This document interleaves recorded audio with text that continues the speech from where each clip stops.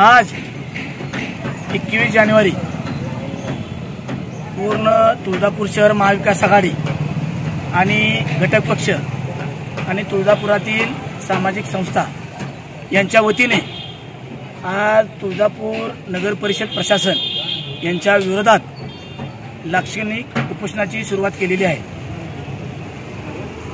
15 जानेवारी 2025 रोजी आम्ही स्वतः महाविकास आघाडीचे सर्व घटक मुख्याधिकारी नगर परिषद तुळजापूर यांना निवेदन देऊन त्यांना स्वतः घेऊन तुळजापूर शहरातील जी दुर्गंधी जी घाणीचे साम्राज्य या तुळजापुरामध्ये पसरलेले आहे हे सर्व त्यांना दाखवलेलं आहे। तसेच या तुळजापुरातल्या ज्या ड्रेनेज लाईन आहेत त्या पूर्ण ओव्हरफ्लो होत आहेत। मी स्वतः एक सिव्हिल इंजिनियर आहे। मी ॲज अ डेप्टी इंजिनियर म्हणून पाणी पुरवठ्याचं नांदेड शहराचं काम केलेलं आहे। तसंच जलस्वराज वाशी तालुक्यामध्ये 1 वर्ष जिल्हा परिषदेमध्ये काम केलेलं आहे। तसं पाहता तुळजापूर शहराचा हा नॅचरल स्लोप ड्रेनेजसाठी फार व्यवस्थित आहे। तरी पण आज तुळजापूर शहरातली ड्रेनेज व्यवस्था पूर्णतः या प्राधिकरणानं फेल घातलेली आहे। आज माझं या मुख्याधिकाऱ्याला एकच सांगणं आहे की आपण या तुळजापुरामध्ये आपल्याला अतिरिक्त चार्ज आहे, पण आपण किती दिवस तुळजापूरसाठी देता? तुळजापूर हे एक शक्तीपीठ आहे। तुळजापूर एक आई भवानीचं गाव आहे। या आई भवानीच्या गावामध्ये येणारे भाविक रोजचं येणारं फ्लोटिंग पॉप्युलेशन हे किमान म्हणजे रोजचं 30 ते 50 हजारला ॲव्हरेज आहे। म्हणजे तुळजापूरची लोकसंख्या 45,000 आणि येणारं फ्लोटिंग पॉप्युलेशन 30-35 हजार म्हणजे जवळजवळ 80-85-90 हजार लोकसंख्येचं हे गाव आहे। याची स्वच्छतेची जिम्मेदारी घेणार कोण? गेली 15 वर्ष झालं या नगर परिषदेवर एक हाती सत्ता आहे, एक हाती विरोधकांची आमच्या सत्ता आहे।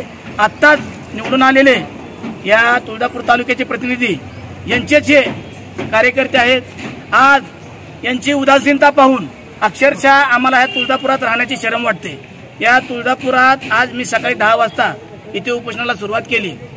सुरुवात केल्या एक भाविक आले आणि त्या भाविकांनी एक त्याच्यावर अभिप्राय लिहिला की तुळजापुरामध्ये पुढच्या वेळेस आम्ही दर्शनाला येऊ का नाही? आम्हाला येण्यासाठी आमच्या येणाऱ्या महिला या नाकाला पदर लावून येतात ही त्यांनी अपेक्षा बोलून दाखवलेली आहे। तसेच आमची दुसरी मागणी अशी आहे की जो हुतात्मा स्मारक ते पावणारा गणपती हा तुळजापुरातला मेन बाजारपेठचा रस्ता आहे। या बाजारपेठच्या रस्त्याची दुरावस्था आपण पाहिली तर अक्षरशः लाजिरवाणी गोष्ट आहे। मागच्या वेळेस 158 कोटी या प्रतिनिधीने आणले, पण जिथं मनुष्य राहत नाहीत अशा ठिकाणी त्या रस्त्याची त्या गटारेची सोय होत आहे।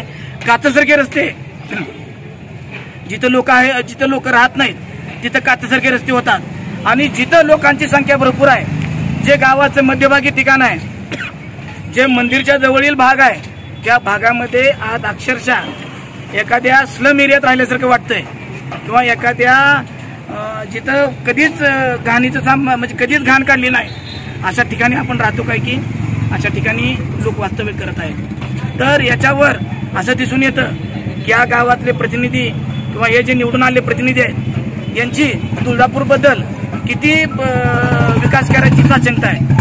आता हे भले मोठे आश्वासन देत आहेत की तुळजापूर शहराला तुळजापूर मंदिरला मी 2000 कोटी आणले, मी 2500 कोटी आणले किंवा आज मंदिरचं काम चालू आहे।